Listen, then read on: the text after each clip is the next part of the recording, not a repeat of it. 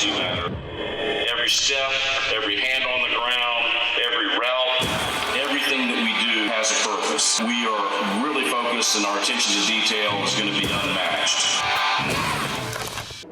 Jeff Palermo back inside the Super Chevy Dealer studio. You're listening to Tiger Rag Radio. Had a chance to talk with the head baseball coach over at Rose Pine, Jeff Smith. That's where Ethan Frey is from. Here's our conversation. Talking with the head baseball coach at Rose Pine, and you've been there how many years, Coach? 27. 27. And how long have you known Ethan Frey? Ethan kind of showed up here when I think he was around 4 or 5 years old. Family's military.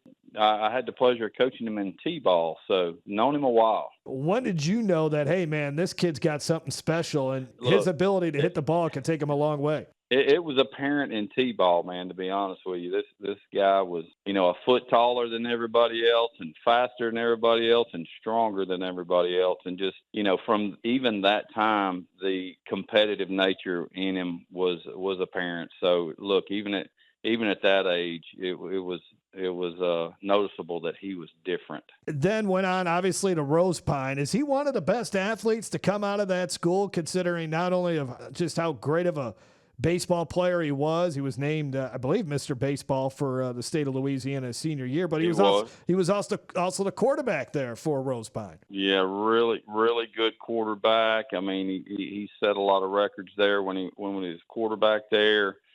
To answer your question, most definitely has to be arguably the best athlete to ever come out of that school. And we've had a lot of good ones. So, but the sheer physicality and size with that skill set, kind of sets him apart.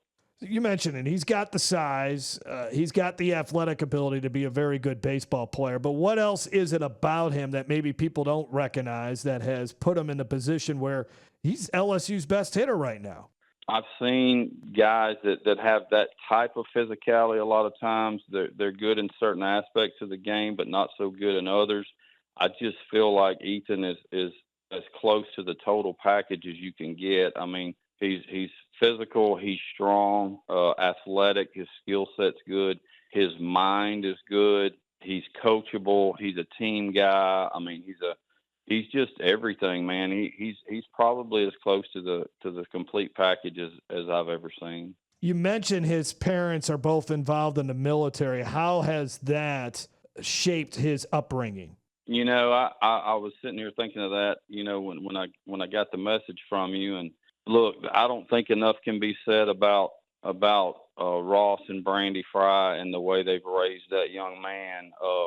The foundational values and the discipline that he was raised under is apparent also. And I just don't think you can say enough about those people too. Now, when he arrived at LSU, it did not automatically just be great. It wasn't like he came here and it was great for him from the beginning, right? I mean, freshman year, that was such a talented team. They won a national championship.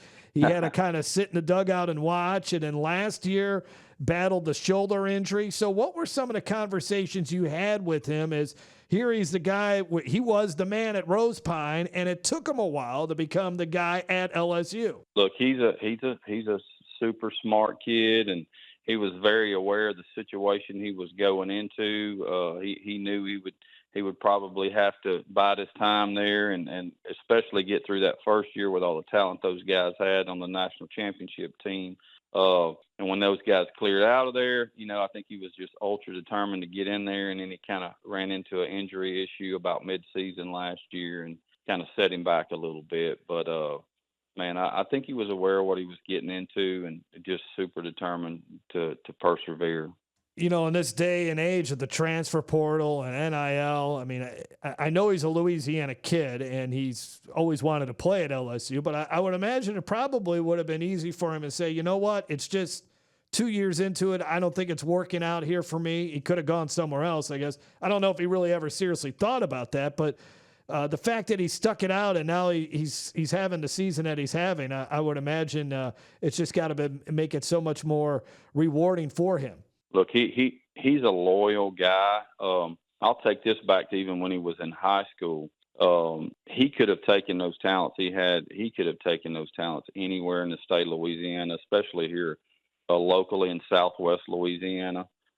He could have went to bigger schools. Anybody would have welcomed that guy with open arms. And look, he was as loyal to us as you could be here at Rose Pine High School. Myself as a coach and his teammates and community, he was bought in. And so it doesn't really surprise me that he went over there and he just put his heels in the ground, and he's loyal to Coach Johnson, and he's loyal to that fan base and that school, and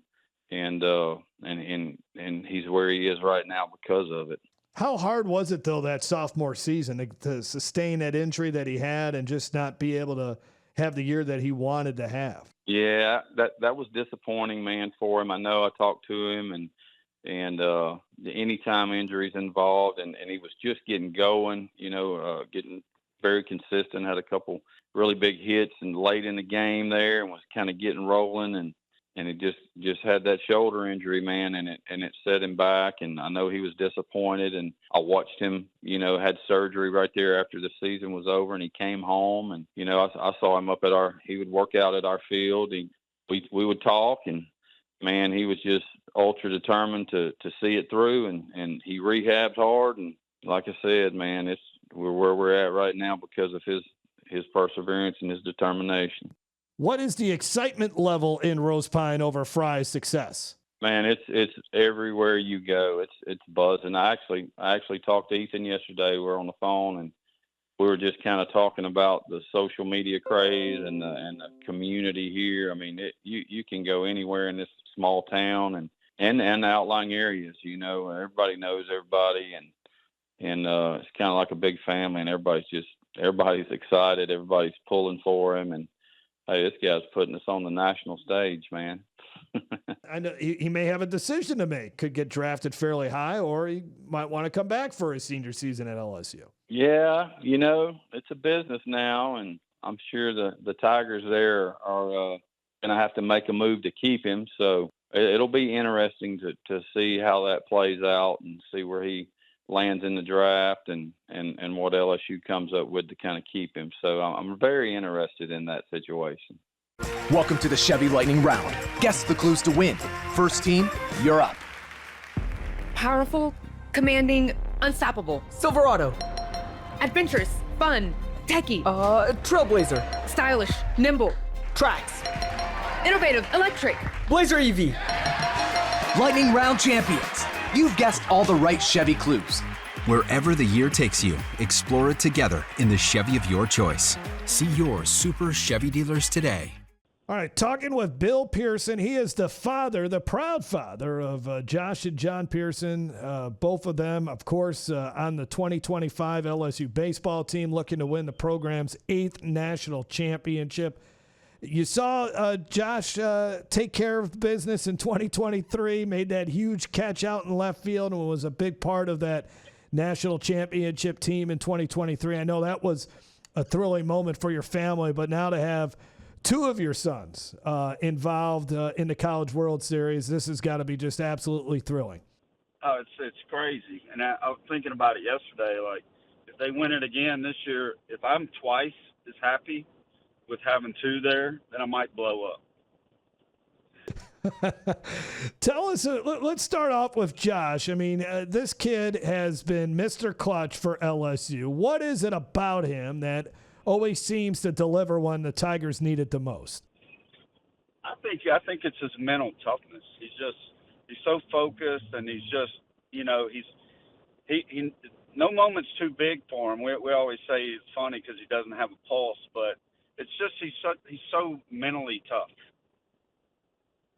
How cool was it to see his final at-bat at Alec Box Stadium? Obviously, the results, not exactly what you were hoping for, but just the appreciation from the fan base for what he's been able to do over the last 4 years.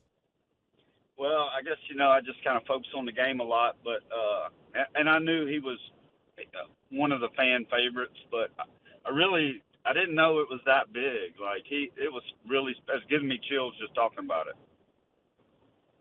So tell us about the relationship here between Josh and John. I got to be honest, they don't look alike. You wouldn't know that they're brothers based on seeing them, but just the connection that these two have. Well, it's cool for me as a dad because growing up at the house, they fought like cats and dogs forever, and now it's like they're best friends. They're so close, and John's really looked up to Josh and learned a lot from Josh. So it's been really special for me to have them there together, just to see John mature as fast as he has because of his brother being there. And I would imagine they've had the time of their lives having a chance to play with each other on the same team at LSU. Because I would imagine maybe at West Monroe, they weren't on the same team, were they? I mean, one was varsity, maybe one was JV? Well, John was a freshman when Josh graduated, and he would have started varsity that year, but he ended up having surgery in December that year, I believe it was. But he was out the whole season his freshman year. He couldn't play. Now, you and your wife, correct? You operate the Pearson Baseball Academy there in West Monroe. So baseball is in your blood, right? Correct. Yes.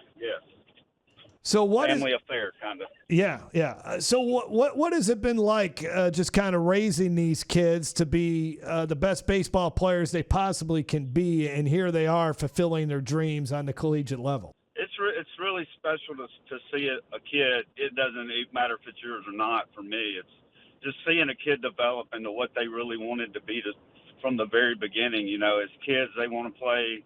They want to play for their high school team, or then they want to go to the college they want to go to and play there. And to see all my kids, especially, reach their dreams, it's really special. It's kind of surreal. So I know for John this year, what has this year been like for him? He's only gotten a handful of at-bats. He's had a couple of key hits this year, but what's it been like for him to kind of watch and see how this is all gone?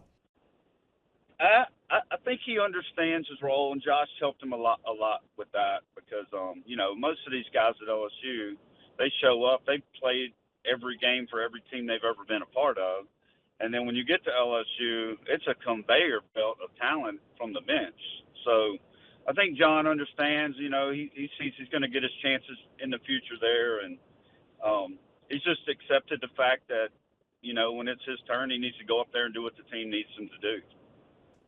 And then as far as Josh's season, he's been someone that is, he's been for the most part, a 3-year starter. And this year he's been in and out of the lineup as in a platoon role. How do you think he's handled this senior season for him, not necessarily playing every game?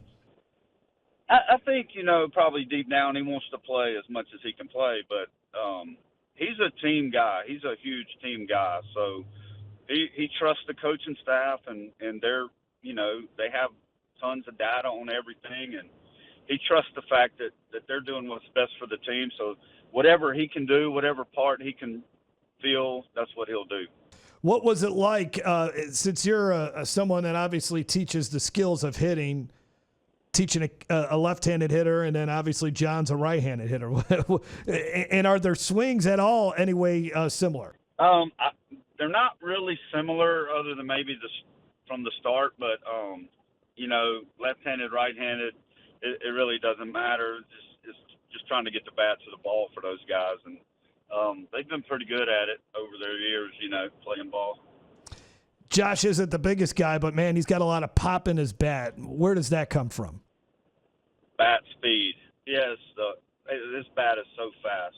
It's amazing. It's just I always just I can't believe a dude this small can hit the ball that far. But he's been like that his whole life, but he's just so fast. John has a little he kind of reminds me a little bit of Tommy White. I don't want to say you think he's the next Tommy White, but what kind of player do you think he'll be before it's all said and done at LSU? I think he's going to be looked at as like a power kind of guy, a Tommy guy, a Jared guy. I think that's going to be he's so strong and he hits the ball so hard. It's going to be those kind of guys, I think, Ethan Frey kind of guy. What's the traveling party like at Omaha? How big is it? So for my family, my whole family will be there. My oldest son and his wife, and they have a baby. and then my oldest daughter, my next daughter with her husband. Both the boys' girlfriends will be with us. There'll be a big group of us, and then at the campground we stay at, Jake Brown's parents will be there. Jared Jones' parents will be there, and then there's several people we know from back home that'll be in the same campground as us. So it's going to be kind of fun. For the next 12 days, right? 10, 11, 12, whatever, however long it takes, right? It better be. Very good, sir.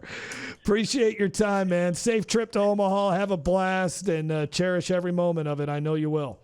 I will. I appreciate you. All right, man. Thanks a lot.